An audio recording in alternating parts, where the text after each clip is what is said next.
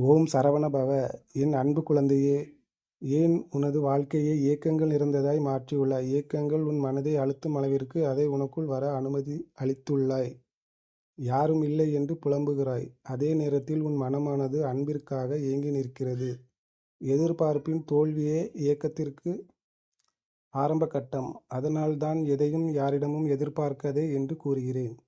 உன்னிடத்தில் என்ன இல்லை? அறிவா, திறமையா, குணமா? எல்லாம் உன்னிடத்தில் கொட்டி கிடக்கிறது.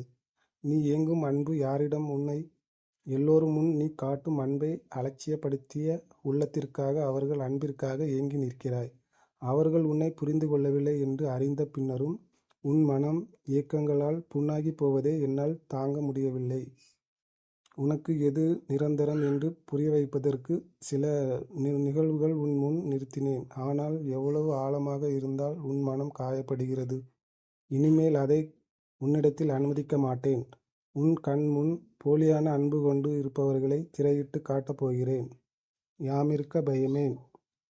இன்றும் இந்த கந்தன் உனக்கு பக்கபலமாக உன்னிடம் இருப்பேன். கவலை கொள்ளாதே. ஓம் சரவண பவ.